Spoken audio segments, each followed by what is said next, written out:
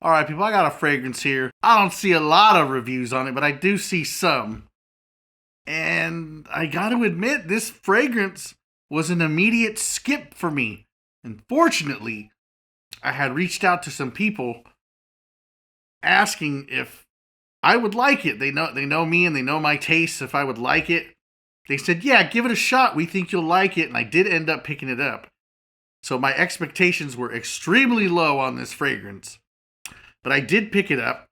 And this is the part where most of the reviews that you see are going to give some disclaimer about them knowing the owner of this company or that they got a free bottle. If you've been watching this channel for a while, if you know, you know.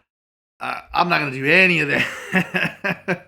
We do things in a way here that are extremely rare, like buy our own bottles. And the fragrance I'm talking about is Zaharoff Signature Bloom. Actually wearing it. It is my scent of the day, and I've had about a week to take this for a ride and run it through its paces. And while I've seen that there was maybe a handful of reviews, I only watched one. I don't think it's going to affect this review because my take on this is a little different than probably most people's. You know, the reason I was going to skip on it is because it looks like it's being marketed as a woman's fragrance. I mean, just look at the box. I'll show you the presentation. Zaharoff always got amazing presentations here. You got this kind of like multi-layered box cover right here. They're always kind of the same, but with differences in the design.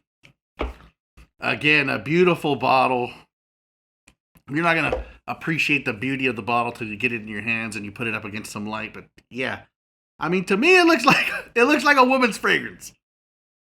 Reminds me of Coach Signature. And this wasn't a love at first spray for me. As a matter of fact, the first thing I said when I sprayed it is, "That's made for a woman."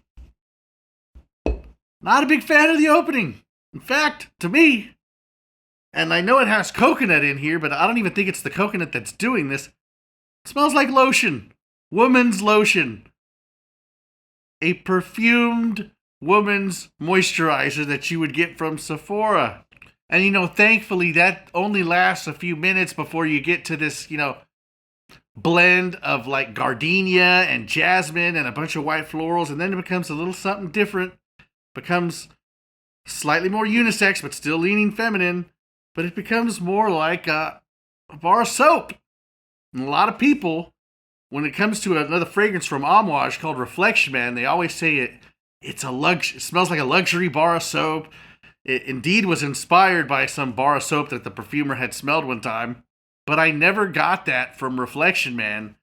But I do get that from this. It does smell, a few minutes after you spray it on, it starts to become like a bar of soap. And I actually do like that.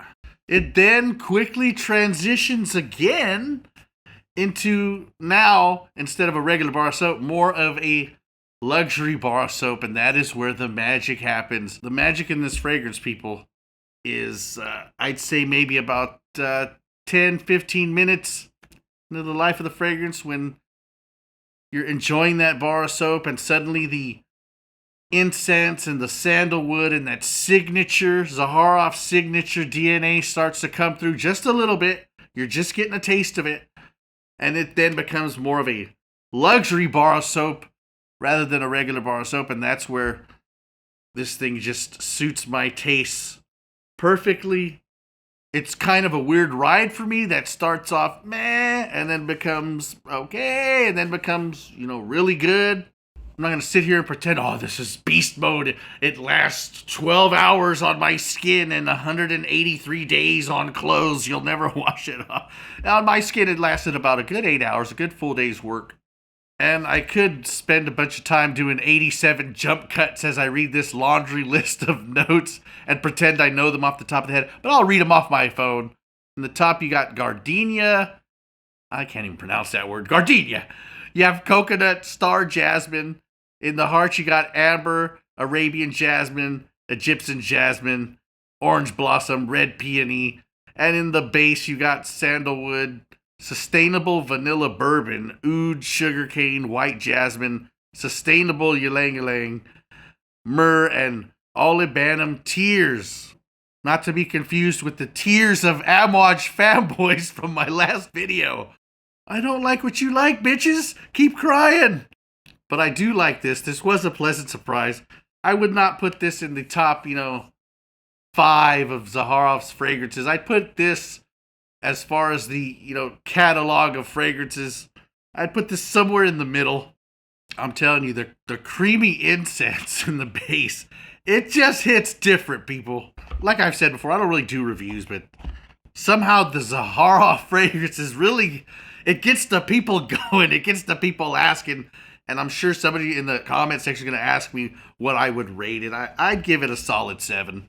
Wearing about 7 sprays right now, and I gotta say, it's projecting pretty well. It's doing a very solid job. It's not blowing out the room here, but I wasn't expecting much from this fragrance, but god damn it, talk about the little engine that could. Zaharoff Signature Bloom. This one, I must insist that you should try it before you buy it. Give it a couple of wearings. 2 wearings is all it's going to take for you to know whether you like it or not. Just off the top of my head, you might want to check if these are in stock, but you probably should check out like fatboyfragrance.com. I do know Zaharoff does have his own samples. This is a pretty new release. I don't know if he has them yet, but either one of those websites, go try it before you buy it. Anyway, that's all I got to say about that Zaharoff fragrance. I'm going to keep it pushing. Peace out.